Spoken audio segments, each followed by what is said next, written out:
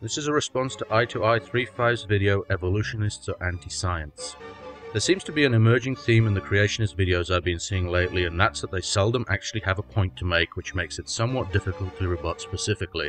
In this particular example, you spend 2 minutes making sweeping statements against science in general and evolutionary theory specifically without ever pausing to provide any evidence to support your outrageous assertions. In this response, I'll try my best to point out and correct your more outrageous lies, and also to demonstrate why you really should think twice about posting any more of this kind of dishonest and malodorous material. You know, after a long time of encountering what evolutionists say, what they do is actually really anti-science. They're perverting everything that has ever been founded in science by the Bible-believing creationists, Isaac Newton, Johannes Kepler, Albert Einstein, and so on. Although Albert Einstein, he's a big mystery, but he kind of believed in God. Oops, almost left yourself open to an intellectual raping of biblical proportions there, didn't you? As it is, you still left enough material hanging out of your rectal cavity to justify my having to shove it back up where it came from. It's no mystery and a matter of record that Einstein was at most a pantheist who was open to the possibility that the word God might be applied to the universe itself. He rejected outright the concept of a personal anthropomorphic God, including the one that you continue to insist is real despite the lack of any evidence to support its existence and a world of evidence that points to it and all others as being just the figments of primitive imaginations. Your attempt to co-opt Einstein is as pathetic as your inability to live in a world that's not populated by fairy tales from your childhood. In addition, you seem to be harboring the delusion that Newton, Kepler and others were made from the same mental stuff as the pale and sickly gelatinous mass that occupies the space between your ears. But luckily these great men were able to look past the safety blanket of the religion that you wrapped yourself in and let the evidence lead them where it would.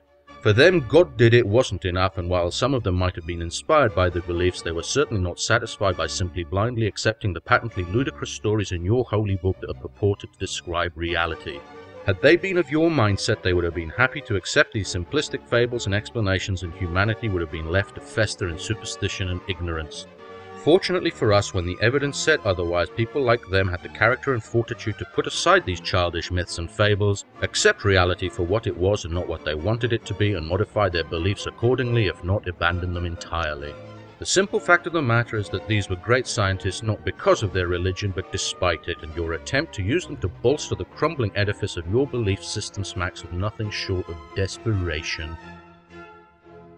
But they're trying to say things like, gravity is a theory, not a law. They're trying to say, oh, time is an illusion. No, gravity is a law, established. I mean, look at this. That's gravity. Do you really think that your uninformed opinion means more than actually picking up a book and reading up on a subject before opening your mouth? Words have very specific meanings in science, and just because some dullard chooses to assign his own definitions to them doesn't mean that they've actually changed. All this demonstrates is your arrogant inability to listen to or understand what's being said. What you just demonstrated was the fact that objects tend to fall to Earth because of a force we label with the word gravity. Perhaps in times past you'd have been satisfied in believing that this was due to angels pulling the pen to the ground with invisible threads and left it at that. Fortunately for us, Isaac Newton had the brilliant insight that this very same force reached up into the heavens and maintained the moon and the planets in their orbits.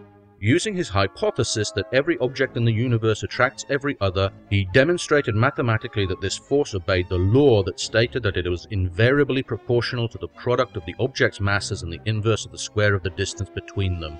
Following experimental and observational verification of his ideas, his hypothesis was promoted to the status of theory. Over 200 years later, Einstein improved on Newton's work by demonstrating that objects attract each other by warping the fabric of space and time using his theory of general relativity. So despite what you say, gravity is a fact, and a law, and a theory, and your assertion to the contrary does nothing other than demonstrate your complete and utter ignorance of science and your willingness to show it to the world. We never see goo-to-you evolution happening, ever. All we see are variations within the kinds. It's changes within species happen. But Darwin didn't write a book called How Species Change. He talked about the origin of species. So now you have the gall to categorically state what's in a book that you've obviously never read? You realize that there were a few pages between the covers of that particular book, don't you? Or do you really think that the title was a complete and accurate summary of the contents?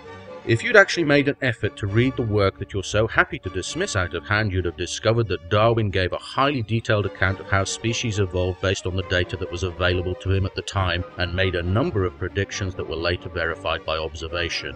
And in fact, if that seems like a little too much effort, you didn't even have to read the book, just the rest of the title. Have you any idea of how completely and utterly stupid, ignorant and disingenuous statements like this make you look? I'd also like to point out that despite what you said, we've also seen a lot more than just changes within species happening, since we've directly observed and documented numerous examples of extant speciation events. Presumably that's why you used the word kind, even though you were so sloppy in your phrasing in this clip that you essentially equated the two terms. Despite the fact that neither you nor any other creationist I've seen on YouTube has ever had the balls or the decency to stand by their argument and give a clear definition of the word, I'll assume that you're trying to say that evolution cannot be true because we've never directly observed one species evolving into a morphologically very different kind of animal. This is at best a downright dishonest argument and at worst a downright retarded one.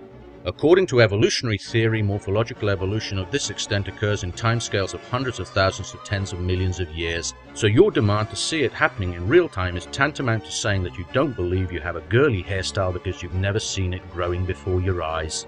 Your ignorance of the science behind evolution is no more clearly demonstrated by the fact that you're unable to understand that it would be completely destroyed should we ever observe the very evidence you claim would be required to accept it.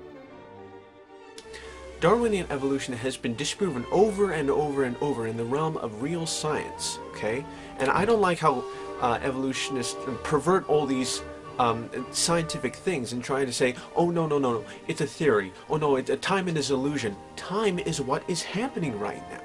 It's happening like 1, 2, 3, 4. It's an illusion. How much more crazy can they get? What the fuck does the nature of time have to do with the veracity of evolutionary theory? If I didn't know any better, then I'd have to assume that your main goal in this video is to provide conclusive evidence of the world's largest pile of dim-witted pig ignorance. If your argument is that evolution must be untrue because look at all the crazy ideas those kooky scientists keep coming up with, then I suggest that in the future you restrict your discussion to an audience with a mental age closer to yours. So I'm going to ignore that part of your rant and ask you whether you're capable of backing up your statement that evolution has been disproved numerous times with any actual evidence, or are you expecting everyone to blindly accept that particular piece of lunacy in the same way that you blindly accept that lions used to be vegetarian? If you can't provide such evidence, then kindly issue a retraction and keep your ignorant yap shut in the future. Also, if Darwinian evolution had been disproved by real science, then why is it the biology departments of universities everywhere are full of presumably surreal scientists who either accept or are actively working on evolution? Either they're all wasting their time or you've evolved the ability to speak from an orifice other than your mouth. Finally, whether you like or dislike how evolutionists pervert scientific things is neither here nor there. If you believe a statement to be inaccurate, then please feel free to explain where its flaws are and provide evidence to support your stance. I, for one, am always open to a rational argument, but I have absolutely no fucking interest as to your personal tastes or whether you're upset when reality intrudes into your self-delusion. They're really perverting science of what is happening. They're confusing people. They change and twist and distort a lot of things in science just to make their theory seem like a truthful or intellectual. I'm sorry guys, but it's not working. It's not working at all. If you just lie and put forth all these simplistic assertions and unscientific assumptions out there and liberal misconception misrepresentations. Has it ever occurred to you that science seems to be confusing, twisted and distorted because you're actually too stupid or mentally crippled by your religion to understand it? Your inability to comprehend the material is not reasonable grounds for dismissing it and points not to its inaccuracy but to your diminished cranial capacity. When you finally manage to graduate 5th grade and get into junior high, you may realize that it seems that only the smart kids do well in science and math. There is an actual reason for that. I'm also curious about what you think liberal misconceptions and misinterpretations have to do with science, and where you presumably think conservative facts and proofs fit into the picture. If you truly think that political leaning has any place in the scientific enterprise, then you must be even thicker than the bucket of pig shit I initially took you for.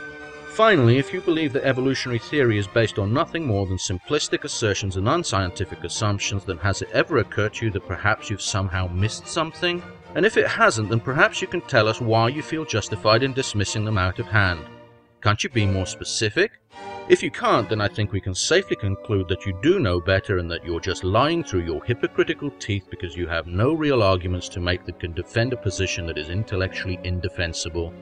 Unjustifiable denial and willful ignorance is all you've got. Oh, gravity is a law. Evolutionism is not. Time is not an illusion, it's what's going on. Time is happening right now, ever since, like over 6,000 years ago, when since the creation account, things have been happening along with the biblical concept until now. There's nothing I can say to that really, is there? I thought I'd just leave it in because I can't do a better job of showcasing your profound idiocy than you just did. Evolution is unproved and unprovable. It's not testable, demonstrable, repeatable science. Okay? It's been proven wrong many times, and it's been shown that there's intentional or unintentional lies used to support it. Truth is valid. Evolutionism is not valid. If evolution is not testable, demonstrable and repeatable science, then why is it that there are dozens of peer-reviewed scientific journals dedicated to publishing the papers of tens of thousands of professional evolutionary biologists from all over the world? Is it really more likely that this whole enterprise is based on misconceptions and lies propagated by some of the smartest minds on the planet, or that you're just an ignorant fucktard who can't bring himself to let go of his childish delusions? If you want to at least try to refute the latter, then would you please supply us with these instances where evolution has been disproved or of the lies you claim have been used to support it? No organism that's managed to achieve multicellularity should be expected to accept as fact the unsupported assertions of a self-poning cretin. Stump up or shut up. Finally, evolution is as unproved and unprovable as any other theory in science. We've never seen electrons being fired across a cathode ray tube, but we've used our knowledge of them to build computers and microscopes that actually work.